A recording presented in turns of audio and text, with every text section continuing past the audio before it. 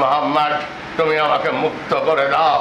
আমি ওই পাপিষ্ঠ আওরঙ্গজেবকে একবার দেখে নেব। সে আমার দারাকে হত্যা করেছে, মুরাদকে হত্যা করেছে, আমাকে শৃঙ্খলিত করে এই কারাগারে রেখেছে, অথচ আমি হচ্ছি ভারত সম্রাট।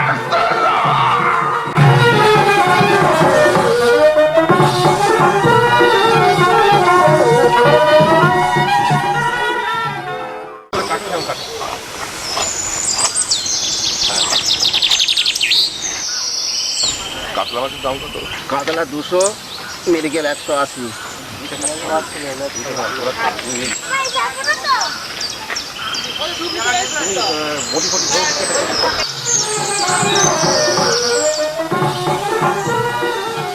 প্রথম যাত্রা সালটা মনে নেই, ও একটা অনিল কুমার মদকের নাটক ছিল, নাম ছিল মায়ের চোখে জল। আমরা যখন অভিনয় করি তখন যাত্রাটার খুব প্রচলন ছিল গ্রামে গঞ্জে, এত উন্নত টেকনোলজি ছিল না তখন। ওই ডেলাইট বা হ্যাঁচা এই সমস্ত দিয়েই হতো।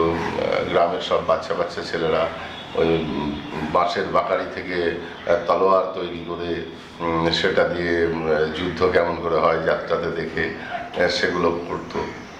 সেইভাবেই আস্তে আস্তে কেমন যেন মনে হলো যে অভিনয়টা করব।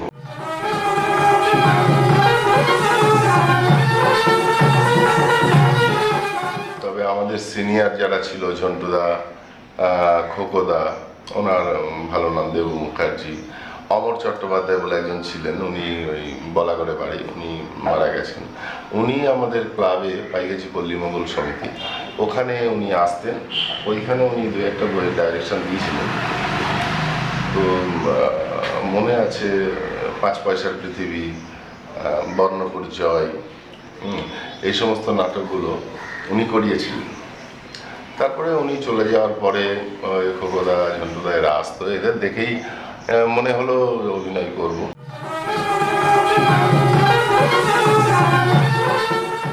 বইটার নাম ছিল নরনারায়ণ।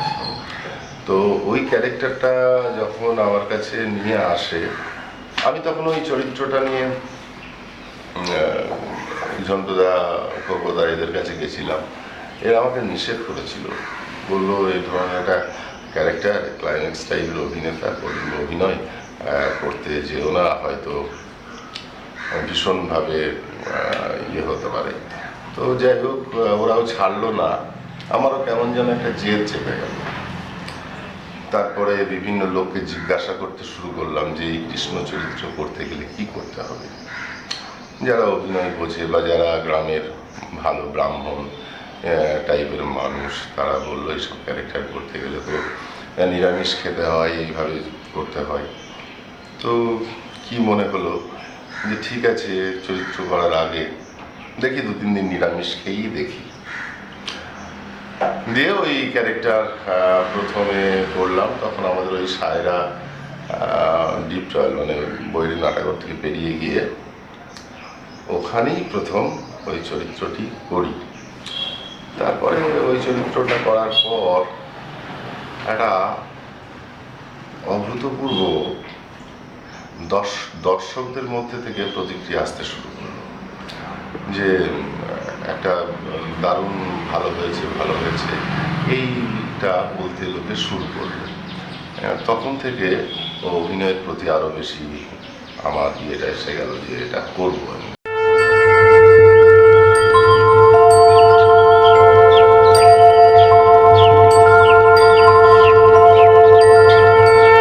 सर्वधर्मं परित्यज्य मामेकं शरणं व्रज वहं तां सर्वपापेभ्यः मोक्षयिष्यामि मा शुचा।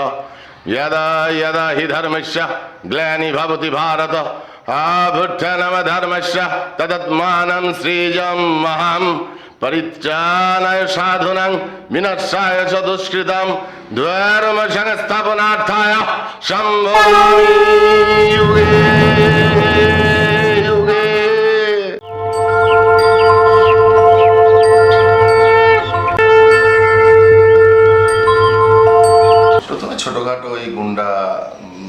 টাইপের এই সমস্ত ক্যারেক্টারগুলো করতাম। তারপরে সব চরিত্রই করি, ভিলেনও করি, তারপরে বাবা, কৃষ্ণ, চাকর, সব রকমই করি। ঐতিহাসিক নাটকও দু একটা করেছি। ঐতিহাসিক যেমন ডিএল রায়ের শাহজাহান, বেগম আসমান তারা, একটি পয়সা, ওটা তো ভৈরব বাবুর লেখা সামাজিক নাটক। মনে হয় সম্ভবত ভিলেন করি, ওটাতেই প্রথম কে ঘোষাল একটি পয়সা। তো ওটা করেছিলাম, বেশ ভালো নিয়েছিল দর্শক। ডিএল রায়ের শাহজাহানেরই একটি সংলাপ আমি বলছি, মানে যখন উনি পক্ষাঘাত গ্রস্ত হয়ে গেছিলেন।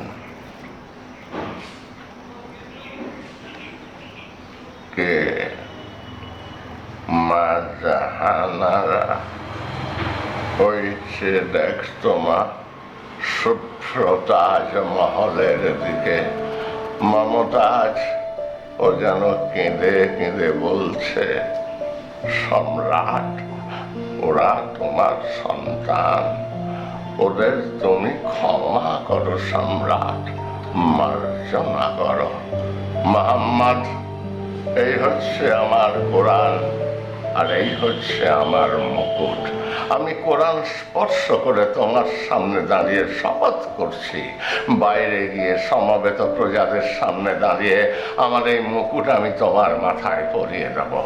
কারো সাধ্য নেই যে প্রতিবাদ করে। আজ আমি শীর্ণ, পক্ষাঘাতে বঙ্গু, কিন্তু এখনো আমি সম্রাট শাহজাহান। মুক্ত করে দাও মোহাম্মদ, তুমি আমাকে মুক্ত করে দাও। আমি ওই পাপিষ্ঠ আওরঙ্গজেবকে একবার দেখে নেব।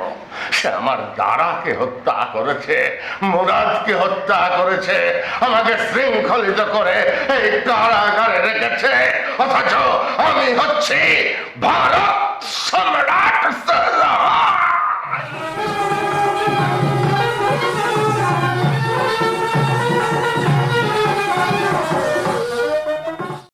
কারণ যেটা অভিনয় জমজমাট যাত্রা করে, আমার দর্শকের মন জয় করার মতো জিনিস।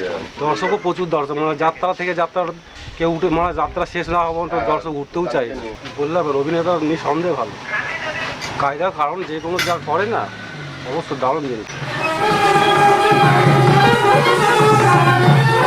হ্যাঁ, একটু ভালো কিছু হবে সেটা লাগে, খুব ভালো। অনেক পার্থক্য মনে হয়, উনি তো অনেক যাত্রা করেছে, উনি সিনিয়র লোক, সেক্ষেত্রে ভালো লাগবে। ভালো তো বটে, অবশ্যই ভালো।